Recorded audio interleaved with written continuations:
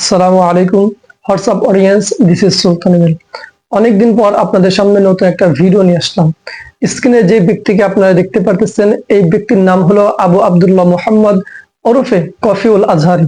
অর্থাৎ কফিউল আজহারি হিসেবে আপনারা সবাই একে বেশিরভাগই চিনে থাকেন। এই ব্যক্তির উদ্দেশ্য হলো একের পর এক মিজানুর রহমান আজহারি হুজুরের কথাগুলো বা বক্তব্যগুলোকে কপি করা এবং মেয়েদেরকে নিয়ে কিছু বাজে বাজে আলোচনা করা। মেয়েদের জন্য ড্যান্স করা যায়, কখনো বলে গার্লফ্রেন্ড যদি পরীক্ষায় ফেল যায় তাকে একটা মেসেজ ড্রপ করতে হবে, যেখানে আপনি লিখে দিবেন যে বাবা আমি আর লেখাপড়া করতে পারতেছি না, আমি অমুক ছেলেকে ভালোবাসি, তার সাথে আমাকে বিয়ে দিয়ে দেন। আবার কখনো এই ভদ্রলোক ওয়াজের ময়দানে হালাল ভালোবাসার প্র্যাকটিস করে। বাংলাদেশের মধ্যে অনেক ইসলামিক স্কলার রয়েছে। প্রত্যেক ইসলামিক স্কলারের উদ্দেশ্য একটাই, মানুষকে ভালো কাজের দিকে আহ্বান করা এবং খারাপ কাজ থেকে বিরত রাখা। কিন্তু এই কফিউল আজহারির উদ্দেশ্যটা কেমন যেন একটু উল্টা। অর্থাৎ এই ব্যক্তির মেইন উদ্দেশ্য হলো সমাজের ভিতরে ভাইরাল হওয়া এবং মানুষকে কেমনে খারাপ কাজের দিকে আহ্বান করা, ওটাই এর মেইন উদ্দেশ্য। যে কারণে তিনি একের পর এক মেয়েদেরকে নিয়ে বাজে বাজে কথা বলে যাচ্ছেন, একের পর এক গার্লফ্রেন্ড বয়ফ্রেন্ডকে নিয়ে বাজে বাজে ওয়াজ করে যাচ্ছে। অথচ ইনি কিন্তু ওয়াজের ময়দানে অতটুকু কথা বলে না। নরমালি আমরা যতটুকু জানি ইনি একটা কন্টেন্ট ক্রিয়েটর, অর্থাৎ বাড়িতে আমার মতো বসে সামনে কয়েকটা মাউথ পিস রেখে কথা বলে আর বলে কথা বলেন ঠিক কিনা, অথচ তার সামনে কিন্তু এক ক্যামেরাম্যান ছাড়া অন্য কেউই নাই। এরকম ভাবে কফিউল আজহারি ওরফে এই ভণ্ড প্রতারক ব্যক্তি কিন্তু একের পর এক গ্রাজুয়ালি মানুষদেরকে জিনার প্রতি আহ্বান করে যাচ্ছে। মানে ওয়াজের নামে এই ব্যক্তি যখন মেয়েদেরকে নিয়ে কথা বলে, ছেলে মেয়েদের রিলেশন নিয়ে কথা বলেন, যে মেয়েদের জন্য ড্যান্স করা যায়, মেয়েদের জন্য ভালোবাসা করা যায়, আবার ভালোবাসা নাকি কখন আবার ফরজ।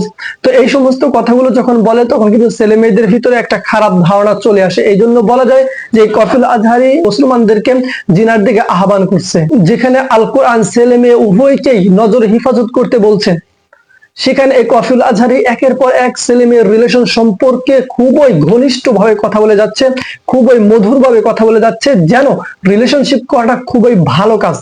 অথচ এটা কিন্তু একদম জঘন্যত কাজ। এটা কিন্তু চোখের জিনাকে তৈরি করে হচ্ছে রিলেশনশিপ। এই ভদ্র ব্যক্তির এই আচরণের কারণে অনেকে ইনাকে নিয়ে রোস্ট করেছে, ইভেন আমি নিজেও রোস্ট করেছি, এত পচাইছি ভাই। এরপরে এই কফিউল আজহারি কোনোভাবেই ঠিক হয় নাই। ওই যে একটা কথা আছে না, কুত্তার লেজ কখনো সোজা হয় না। আসলে এই কথাটুকু অতটুকু সত্য আমি জানি। আমি একসময় এটা বিশ্বাস করতাম যে কুত্তার লেজ কখনো সোজা হয় না, কিন্তু একসময় আমি এটা মেনে নিয়েছি, হ্যাঁ কুত্তার লেজ সোজা হয়। বিকজ আমি নিজে একটা কুকুরকে দেখেছি যে কুকুরের লেজটা সোজা। কেমনে সোজা আমি কথা একটু বুঝিয়ে বলি। মনে করি কুত্তার যতটুকু লেজ বাঁকা হয়ে থাকে, জাস্ট ওই বাঁকাটুকুর লেজ কুকুরের কাটা। অর্থাৎ কুকুরের যেই লেজটা বাঁকা হয়ে থাকবে, যতটুকু ওই অংশ কাটা, আর হালকা যে মাথাটুকু আছে, যেটুকু নর্মালি খাড়া থাকে ওইটুকু খাড়া আছে। অর্থাৎ কথা স্ট্রেটলি এটাই। কফিউল আজহারিকে থামানোর জন্য এই সমস্ত রোস্ট না করে তার নামে যদি একটা ভালো ধরনের সুন্দর একটা মামলা করা হয়, তাহলে বোধহয় এই ব্যক্তি এই সমস্ত বাজে কাজগুলোকে বন্ধ করবে এবং ইসলাম একটা যে শান্তির ধর্ম, এটা শান্তির ধর্ম হিসেবেই থেকে যাবে। ইসলাম ধর্মের মধ্যে কোনো রিলেশনশিপ বলতে কোনো কিছু নাই। ইসলাম ধর্মের মধ্যে এক ছেলে অপর মেয়েকে দেখতে পারবে না, এটা হচ্ছে হারাম।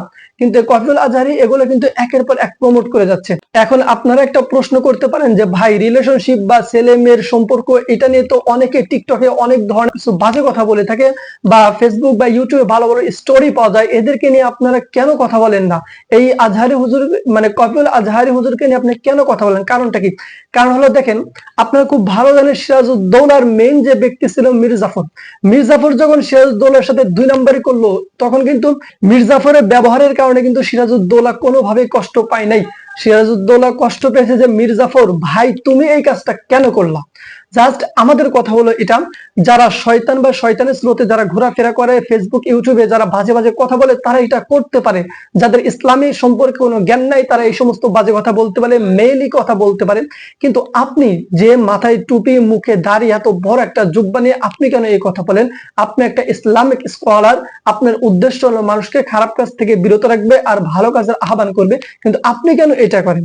আবু আব্দুল্লাহ মোহাম্মদ, ভাই তোর পায়ে ধরি, তুই কখনো কোনো ভাবেই আর এই সমস্ত বাজে ভিডিও গুলো বানার ট্রাই করিস না ভাই। তোর কণ্ঠ আলহামদুলিল্লাহ খুব ভালো আছে, তুই যদি ভাইরাল হতে চাস অন্যভাবে ভাইরাল হতে পারবি, সমস্যা নাই। কিন্তু দয়া করে তুই ভণ্ডামিটা বাদ দে। দয়া করে তুই ইসলাম একটা শান্তির ধর্ম, এই ধর্মের মধ্যে কোনো বাজে কথা নাই। এই ধর্ম মানুষকে অন্যায় কাজ শিখায় না, এই ধর্ম মানুষকে বাজে কাজ শিখায় না। তুই এই জিনিসটা একটু বিরত রাখ। একটু বিরত থাকে ভাই, তোর পায়ে পড়ি।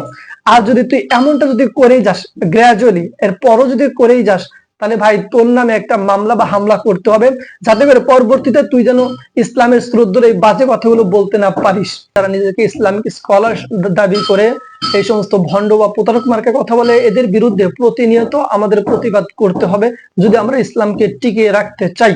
আশা করি আল্লাহ পাক রব্বুল আলামিন আমাদের সকলকে যেন এদের বিরুদ্ধে প্রতিবাদ করার তৌফিক দান করে। যারা আমার ভিডিওটা দেখলেন ইউটিউব থেকে, অবশ্যই সাবস্ক্রাইব করে রাখবেন, আর যারা আমার ভিডিওটা ফেসবুক থেকে দেখলেন অবশ্যই ফলো করে রাখবেন। আসসালামু আলাইকুম ওয়া রাহমাতুল্লাহ।